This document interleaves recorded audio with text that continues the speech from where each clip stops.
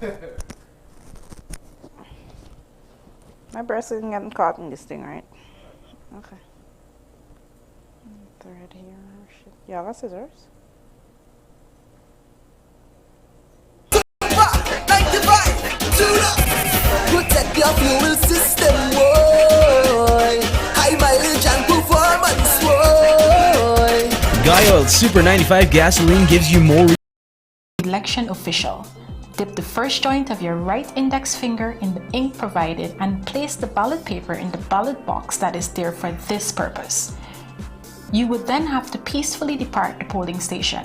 For more information, contact GCOM on 225-02-7729, 223-9653, email pro@gcom.org.gy, or visit GCOM's website at www.gcom.org.gy.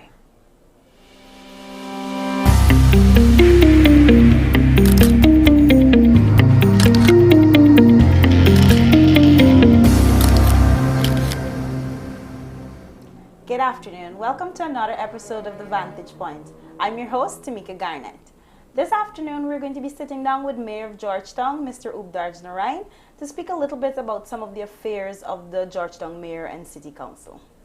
Welcome, Mr. Narine. Thank you so much for joining us this afternoon. Much, you became the Georgetown Mayor January 2019. I want to start out by speaking a little bit about how it was for you over the past year as the Mayor of Georgetown, one of the youngest Mayor of Georgetown. Well, 2019 to January to December 2019, it has been a tough and a challenging year in many ways and many areas of the city. But I can say that the council at large had supported many of the areas, the gray areas where we need to regularize, and we did so in terms of accountability, transparency, and in those areas we focus in most on.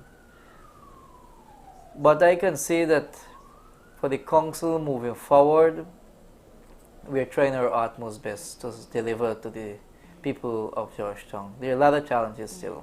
All right, I want to speak a little bit about some of those challenges as well as some of the expectations that you went in to the post with. You're one of the youngest mayors, so persons were questioning experience and stuff like that, but they would never mind being impressed with how you were for the past year. What were some of the expectations that you went into the position with, and did you get to live up to those expectations? Well, one of the expectations I really went into council, never thought to be of the mayor, never dreamed to be of mayor. It's about always you listen to the news and the newspapers many years ago, and you always see something about city council. You had different thoughts in mind, whether you pay your money, if you're going to be accountable. Those are the things actually I focused really on 2019, especially my treasury department, on the way they administer the business there. But I can say at this point of time, we are seeing progress in the treasury department, in city council at large. We're reviewing many leases at this point of time, started since last year, and many other areas where people come and pay their rates and taxes, they get issues and so forth. And also we put a policy in place that no longer we will have waiver of taxing or amnesty in this kind of way you write off people taxes. No, you ought to still pay a percentage of those interests. It is unfair for us or the council to just, it is not our issue where we bar you to pay your rates and taxes. It's your obligation as a living in and doing business in Georgetown. It's your obligation to make sure your rates and taxes are up to date. Okay. Let's speak a little bit about some of the challenges that you came up against over the past year. Did any of the challenges surprise you? We know you had some issues with some of the administration of officers and stuff like that. Did you come up against any challenge that surprised Well, you? yes, of course, especially my engineer department and HR, the HR division or section, the city constabulary. Those departments, it was a tough challenge. And slowly we getting over it. The council, there's a culture, and we must admit it, there's a wrong table. And as the mayor, I would not encourage such a wrong table or culture any longer in city council. We have to have the interests of the people of Georgetown to deliver to our people and to be very timely on our delivering to the people of Georgetown. So far, things are still going up and down, but I can say that with the town clerk, present town clerk, Ms. Sherry Jerrick, to date, the council are getting that kind of support we looking forward for. But I just want to say that the mayor and town clerk ought to be hand and glove. We have to work together. And we cannot take sides of dealing with matters. When we deal with matters, we must be very straight to the point and able to deal with the matter in a very keen way in terms of whatever issue may arise. We must be able to solve the issue immediately. So far, I've seen that with Ms. Sherry Jerrick. I don't know the future, what the future holds. I don't know about tomorrow. With local government commission and so forth. But that again comes to the Act, chapter 28:1, which I heard that many persons say that we need to revise it. Yes, indeed, we need to revise it 28:1. Especially building bylaws is outdated. Building bylaws for Georgetown, if you really go to the building bylaws for Georgetown, ought to have no concrete buildings in the city. Right? The bylaws stipulate for wooden building. Painting of a building of your home, you need permission from city council. Those things don't happen. So, and to enforce those laws, it will be very difficult as well at this point of time because of local democracy didn't happen over 2 decades. People do not custom of the local government. Happy that this government brought it back so that we young people can get a chance to lead our local organs in different areas. So the 28:1 indeed need to revise in many areas. Presently, you got a solid waste department. The city deals with solid waste, but there is no provision in the 28:1 to deal. I am out of council. I have to wait on council to make a pronunciation. Statutory is only twice a month. Now, when that minutes come, you have to wait until the next statutory to the council for council approve that minutes. So business with the council will always be a slow process. Now, if the mayors have certain authority, they can commit the council and say, well, yes, I will take it as a mayor to council and get council approval.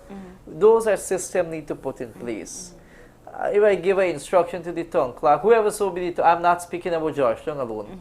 Town clerk ought to follow it because my leader is the minister. Mayors you ought to report to the minister report to the cabinet, to go parliament and so forth. So the town clerk leader is actually the mayor. The mayor actually responsible for the entire city because when an issue happened, mayor tends to get blamed. But bear in mind the 28:1 stipulate clearly, I as the mayor responsible for policies and those kind of things for the council. I do not play a role in administration. But we do not have town clerks like before. back in the days, and that is the reason why we have to change procedure. We have to alter things. The town clerk cannot commit the council and then say that he or she, as a town clerk, will commit the council and sign on behalf of the council, which I experienced when I took office. Those things not for me. You want to commit the council, the mayor got the authority to commit the council, not the town clerk. The town clerk position as a secretary to the council. Whatever that council decision that council make, that council need to, the town clerk need to execute the decision of council. So it's like a minister and the PS.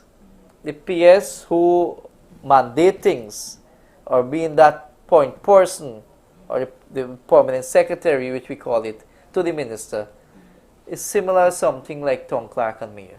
We need that to rectify. So things can be better off at municipality level. You know, because I went in there and inherited so many infraction of the then town clerk, and we are reviewing, and you know, you tends to hear that, oh, the mayor didn't have say in and all these things. But I am saying publicly as the mayor, I would not tolerate such a IPAS or such a disrespect to the office of the mayor, not myself or the name, but the office of the mayor is the authority of the city, and I'm receiving that support from the present TC, 95%, and I will continue to work with her, and I know that the council will continue to work with her, but that would not mean that that strings are there, yes, and little friction is there, but that is for us to deal with within internal. Okay, you mentioned issues with the previous town clerk. We know that the mayor and city council, the council itself, does not have the authority to really discipline of officers of the administration. That lies with the local government commission, which was also recently restored itself when local government was revamped. Is the city council reaching out to the local government enough? Are you reporting these officers enough and suggesting sanctions enough when you find that they're not living up to their duties? Well, yes, anything of thing I actually pen a letter to the local government commission, and I don't hide it. I copy it to the officers. You know, if dealing with the engineer or whosoever, I address it to the chairman of the local government commission, and I copy it to them.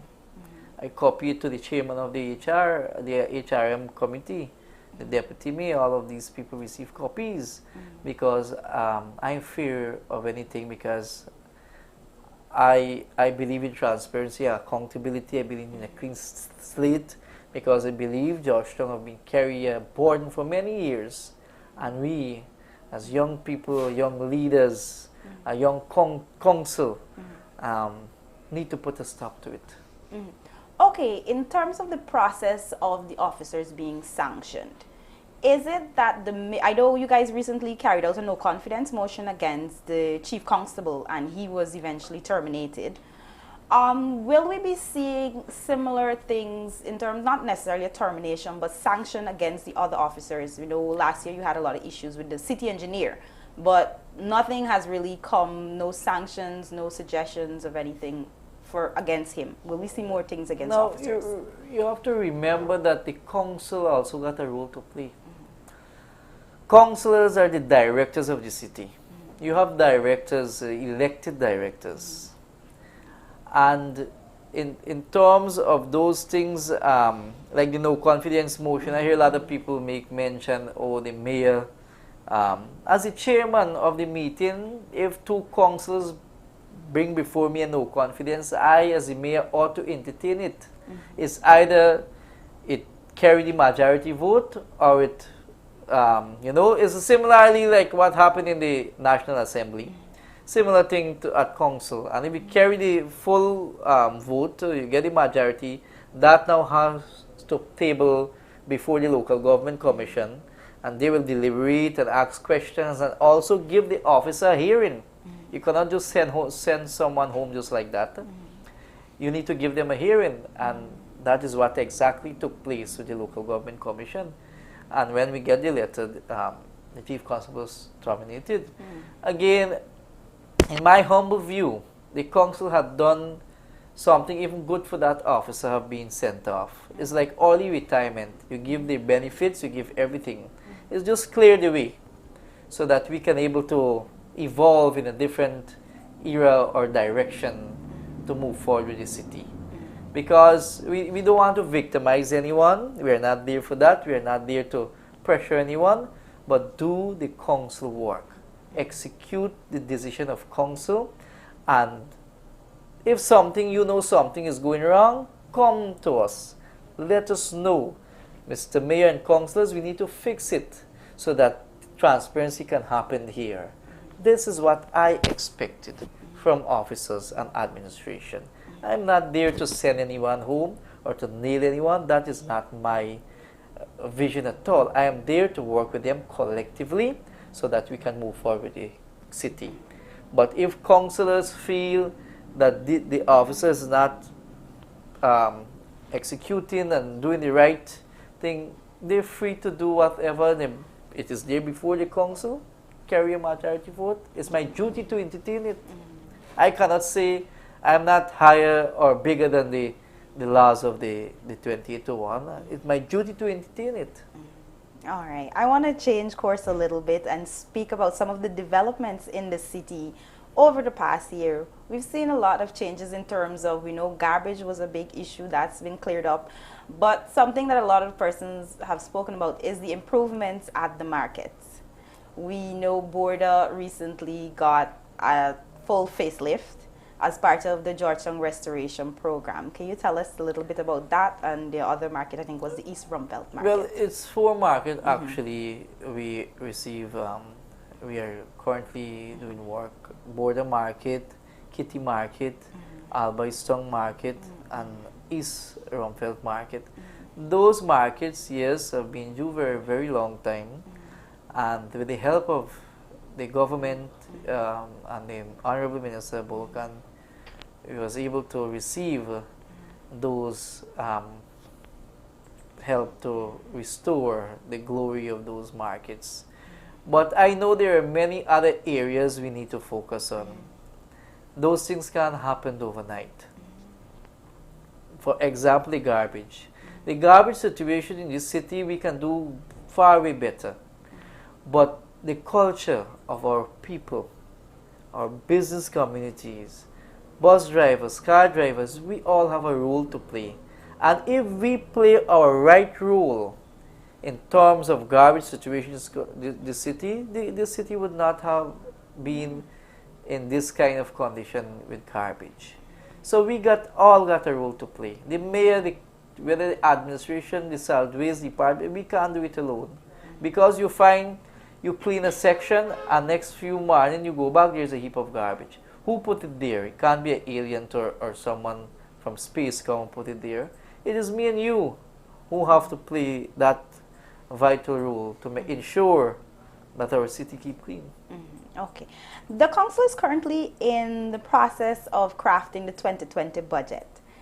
Can you tell us a little bit about how you go about your budget preparations, and what are some of the key areas you guys, the council is hoping to focus on for 2020? Well, the budget for 2019, the first 28 years was a budget passed, a balanced budget, a surplus of $4 million. And as the mayor, will never pass a deficit budget. If the city council has $100, I will budget for that $100. And then I will list what is my excess and other expenses or whatever, and show the difference. But we currently ongoing there. I must compliment the chairman, Councillor Oscar Clark. He's doing a fantastic job. He listens very well to my views, and every budget meeting I try to be there as well because of my vision for the city and different section or department in the city. The budget is ongoing. We're presently dealing with the markets, and where I am looking not to have revenue collectors anymore to go around with books and receipts. I don't believe in that. I believe something digital should come in play, where you will have these people paying, but the receipt, by the time you come back at the city council, we know exactly how much money you collect, you know, and those things. Set up booths in the market so the vendors can go there and pay, and we can have everything in a digital way. Those are the things we are looking forward for 2020, and those things are included in our budget. Okay, I want to turn to another topic. You've been on the election campaign, going to public meetings, you've been speaking in Georgetown. Can you tell us a little bit on how it has been for you and some of the things you've been speaking to persons about? Well, yes, I've been a part and parcel of the government, the coalition government, and I, as a young person, I believe that we got a role to play. His Excellency alluded several times, call upon young people to take the platform, and we are given an opportunity. It is a fantastic something I experience. Reaching out with people, listen to people concerned is amazing, and sometimes your heart bleeds to know what those people faced in many years, and now we are trying to solve those issues. And I commend His Excellency the President, David Arthur Granger, to reach out to these people and to give a helping hand. And I believe clearly we can see the government is not for one area, that because you vote for us or voted for us, we are here for Guyanese, all Guyanese. For example, look at Supernam Stelling. We know Essequibo Region 2 is a PPP area, a stronghold, but we didn't look at that. We look at its development for our country, or people need to reap the benefit. Beautiful Stelling at Supernam there. Many other areas. Look at Borbis, what the development is taking place. Look at the interior, Region 8, Region 9. And I believe that under His Excellency, I believe there will be a lot of things happening when we return in government the 2nd of March 2020. So, as a young person, I encourage others to support the coalition, support His Excellency, because he has a vision, he has policy in place, and he is looking forward to put policy in place for better Guyana for all. All right, then I want to thank you so much for coming on the show and joining us today.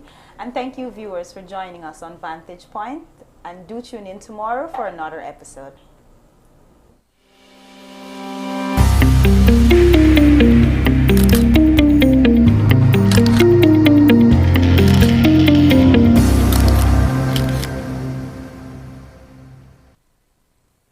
The voting process.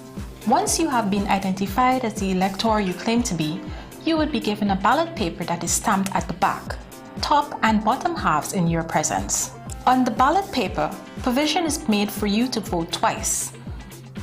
Once at the top section where you vote for the party of your choice in the general election, and once at the bottom section where you vote for the party of your choice in the regional election. Make your mark in the box provided on the right of your choice. After you have voted, fold the ballot paper as shown by the election official. Dip the first joint of your right index finger in the ink provided and place the ballot paper in the ballot box that is there for this purpose. You would then have to peacefully depart the polling station. For more information, contact GCOM on 225-027729, 223-9653, email pro@gcom.org.gy, or visit GCOM's. Are you planning a trip for business or leisure and looking for the most direct and economic offers, but you're confused? And instead of heading to the internet and searching websites for best deals, you simply need to contact the travel professionals at Munishwar Travel Service, 45 Water Street, Georgetown. Their well-trained travel advisors with years of experience will assist you in booking your flights, accessing all airlines, hotels, car rentals at the most competitive prices to match your budget. Their customer service is second to none. Their qualified travel consultants will make your dream of seeing the world and ensuring your trip be the perfect one. A travel experience beyond your expectations. They'll give you the best value to save time and money. Provide 24-hour service to fix problems if things go wrong during your trip, giving you options you haven't considered if you haven't decided where you want to go. Arrange group travel, accepting all major credit cards, both local and overseas. Daily deals available, which are also available online. So call, visit, or email them to have the experience of their immaculate service. Munishwar Travel Service, 45 Water Street, Georgetown, 592-227-6992 or 225-29.